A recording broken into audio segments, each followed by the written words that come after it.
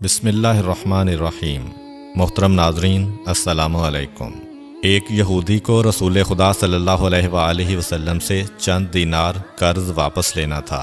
ایک دن آپ راستے میں جا رہے تھے کہ وہ یہودی آپ کے پاس آیا اور اس نے کہا، جب تک آپ میرا قرض ادا نہیں کریں گے اس وقت تک میں آپ کو یہاں سے نہیں جانے دوں گا۔ نبی اکرم صلی اللہ علیہ وآلہ وسلم نے فرمایا، اس وقت ادائیگی کے لیے میرے پاس کچھ بھی نہیں ہے۔ یہودی نے کہا، جب تک آپ میرا قرض واپس نہیں دیں گے میں بھی آپ کو یہاں سے جانے نہیں دوں گا۔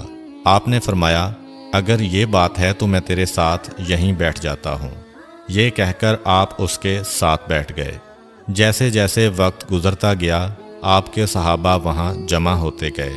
جب انہوں نے یہودی کی یہ جسارت دیکھی تو انہوں نے اس کو سزا دینے کا ارادہ کیا۔ آپ نے انہیں ہر طرح کی تادیبی کارروائی سے روک دیا اور فرمایا کہ تم دور چلے جاؤ۔ حکم رسول کے تحت صحابہ دور چلے گئے۔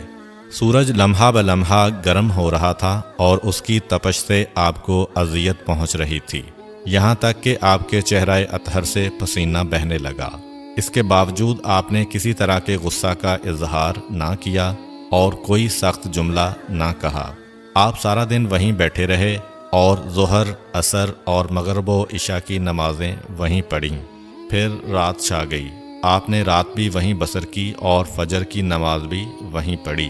صحابہ یہودی کو ڈرانے دھمکانے لگے۔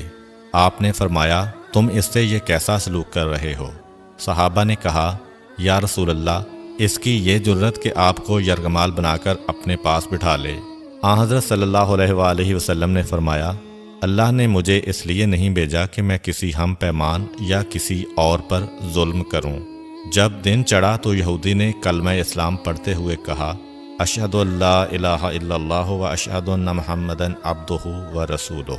میں اپنی دولت کا ایک حصہ راہ خدا میں دیتا ہوں۔ میں نے آپ کو اس لیے نہیں روکا تھا کہ میں آپ کی توہین کروں۔ اس ذریعے سے میں آپ کے پیمانہ صبر کو آزمانا چاہتا تھا، کیونکہ تورات میں نے آپ کی یہ صفت پڑھی ہے، محمد بن عبداللہ مکہ میں پیدا ہوگا اور طیبہ کی طرف ہجرت کرے گا۔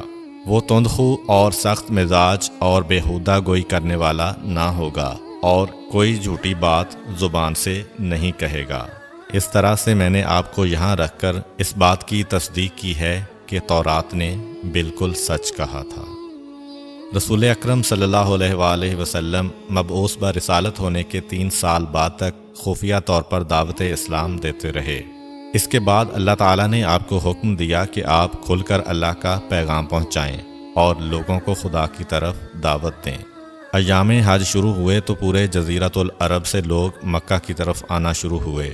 نبی اکرم صلی اللہ علیہ وآلہ وسلم کوہ صفا پر چڑھے اور آپ نے بلند آواز سے فرمایا، لوگو، میں اللہ کا رسول ہوں، تم اللہ رب العالمین پر ایمان لے آؤ۔ لوگ آپ کی طرف متوجہ ہوئے اور انہوں نے تعجب سے یہ اعلان سنا اور سب کی خواہش ہوئی کہ وہ اعلان کرنے والے کو دیکھیں۔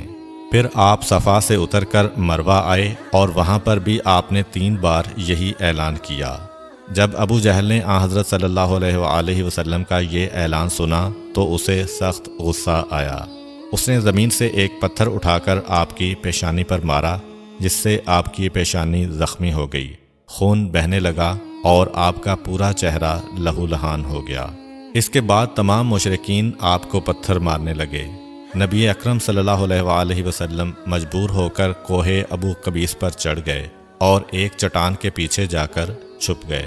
مشرکین نے بھی آپ کا تعاقب کیا لیکن آپ انہیں کہیں دکھائی نہ دیے۔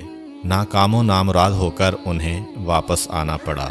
اسی اثناء میں ایک شخص نے حضرت علی علیہ السلام کو اس واقعہ کی اطلاع دی اور کہا کہ میرا خیال یہ ہے کہ محمد مارے جا چکے ہیں، نعوذ باللہ۔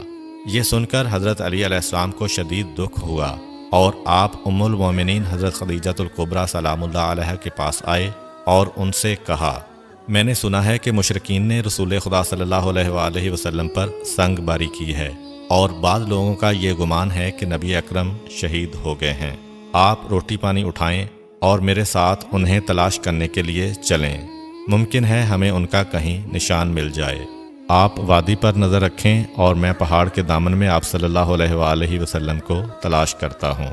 آپ روتے ہوئے آگے بڑھے اور آپ کہہ رہے تھے، یا رسول اللہ، ہمیں جواب دیں، آپ کہاں ہیں؟